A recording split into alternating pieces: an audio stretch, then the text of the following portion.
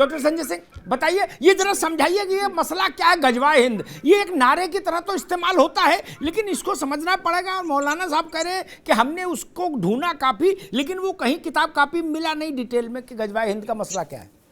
Doctor Sanjay Singh, गजवाए Hind का मतलब है कि हिंदुस्तान में मुसलमान अपनी जनसंख्या बढ़ाएंगे और जनसंख्या बढ़ाने के बाद में एक दिन ऐसा आएगा कि ईद के आखिरी दिन सभी हिंदुओं का कत्ल करके इस देश को मुस्लिम राष्ट्र घोषित करेंगे।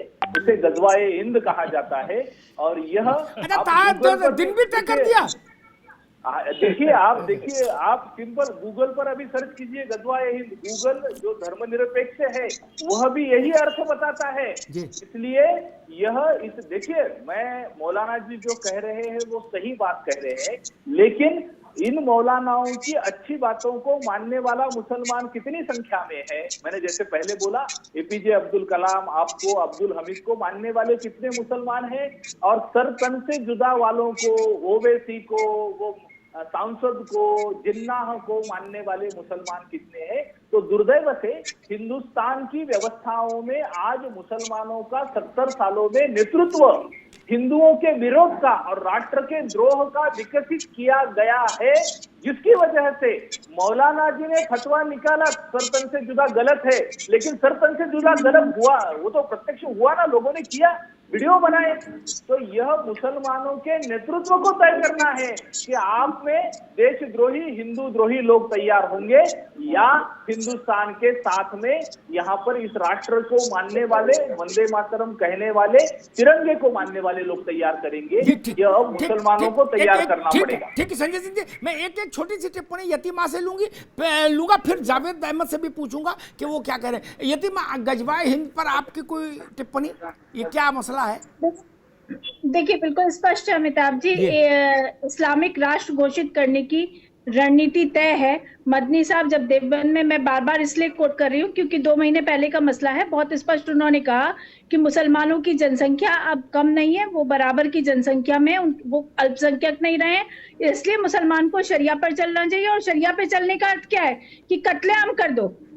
शरिया के पर चलने का अर्थ है कि संविधान, देश के संविधान की मत मानो। लाखों लोग, नुपुर शर्मा ने एक गलती की, उस पर माफी मांगी, उसके बावजूद भी एफआईआर दर्ज हुई और लाखों लोग सड़कों पर उतरकर पत्थरबाजी करते हैं, लाखों लोग दहशत फैलाते हैं। उदयपुर में एक बेचारे दर्जी का कत्ल कर दिया जाता है सरेआम। तो ये गजवाए हिंद की तैयारी है लगातार। इसी के तहत कश्मीर खाली कराया गया, देश का विभाजन इसी के तहत हुआ, और लगातार ये कार्रवाई चलती चली जा रही है, चलती चली जा रही है। अच्छा ठीक है, ये मतलब पाकिस्तान में तो गजवाए हिंद लागू होगा। अपनी बात को अमिताभ जी विराम दूंगी। झारखंड में अभी कहा है कि यहाँ शरिया के हिसाब से हमें सुविधाएं चाहिए, क्योंकि यहाँ हमारी आबादी 75% है। ठीक है, इसका मतलब पर पाकिस्तान में तो गजवाए हिंद लागू होगा है? वहां तो रोटी नहीं मिल रही आदमी को खाने को, भूखों मर रहा है, नारा भी नहीं लगा पा रहा, उतनी भी जान नहीं बची, सरतन से जुदा का नारा भी लगा ले, बोलता कुछ है निकलता कुछ, गिर पर पड़ रहा है। बताओ कौन सा ऐसा फार्मूला है? ये च्यवनप्राश भैया ठीक नहीं है, पाकिस्तान ने खाया, उनकी दशा देख लो। इसका मतलब ये च्यवनप्राश ठीक नहीं है, ये सेहत के लिए हानिकारक है। वो कौन सा गाना था, बापू तू तो हानिकारक है? मुझे 1 मिनट का टाइम दीजिए। एक मिनट। इसलिए मैं सबसे अपील कर रहा हूं, ये दवा ठीक नहीं है। अगर है भी किसी के मन में तो पड़ोस में देख लो, वो तो फुल फ्लेजेड लागू किए होंगे जिन्ना जब थे,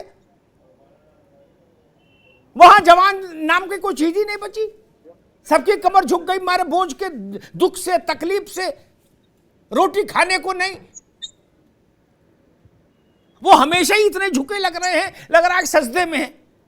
वो पता लगा कमर ही टेढ़ी हो गई। वो कहां गई बातें जो यहिया कहा करते थे कि घास की रोटी खाएंगे और बम बनाएंगे और हिंदुस्तान के पर चढ़ जाएंगे। एक ही बात सही निकली, घास की रोटी खाने वाली, बाकी कुछ नहीं हुआ। मौलाना साहब 1 सेकंड में आप कुछ कहना चाह रहे थे, कह दीजिए, फिर जावेद भाई इस पर जरा एक बार रोशनी डालेंगे, गजवाए हिंद का मसला क्या है, फिर मैं पांडे जी के पास चलूंगा। जी देखिए, जो गूगल की बात कही है अभी मोहतरमा ने, तो देखिए गूगल ये कल की ईजाद है।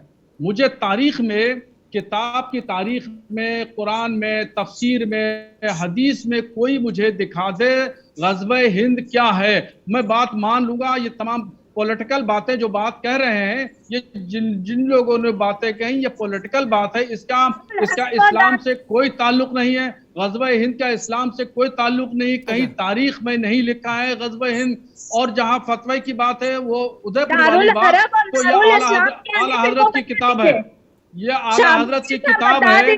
दारुल हरम और दारुल इस्लाम क्या है? आला हजरत की किताब है। ग़ज़वे हिंद कहीं इस्लामी तारीख में कहीं भी नहीं है, कहीं भी नहीं है। आप मुझे गूगल की बात मत बताइए, मुझे वेबसाइट की बात मत बताइए। क्लियर हो जाएगा। ग़ज़वे हिंद का आयत है, गूगल जो जमीन आपकी नहीं है, जो इस्लामिक नहीं, बिल्कुल आप लोग पॉलिटिकल बात कर रहे हैं और सिर्फ एक समुदाय को भड़काने वाली बात कर रहे हैं।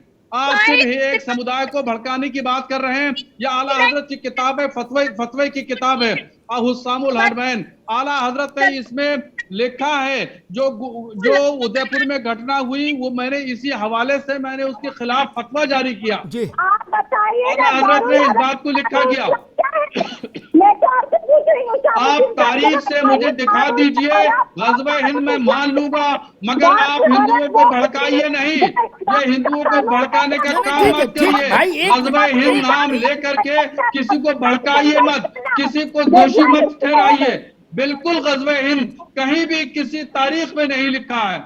मैं तारीख का बराबर मुताला करता हूँ, तफसीर का मुताला करता हूँ, हदीस का मुताला करता हूँ, कुरान शरीफ का मुताला करता हूँ, मगर कहीं भी कहीं जर्रा बराबर भी जिक्र नहीं है ग़ज़वे हिंद का। ग़ज़वे हिंद को बिला वजह आप लोगों ने डेवलप कर लिया है। एक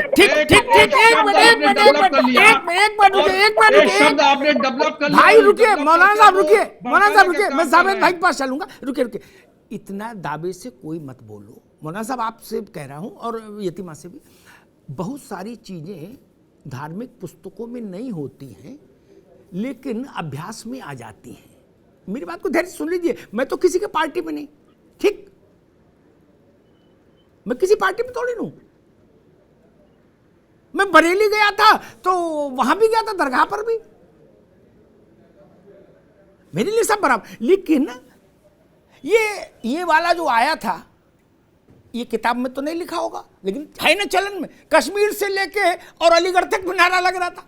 छोटे छोटे बच्चे लगा रहे थे, जिनके कंटाप मार दो तो उठ नहीं पाए बच्चे, इतने छोटे छोटे, क्या वो भी नारा लगा रहे थे, जुदा वाला गाना।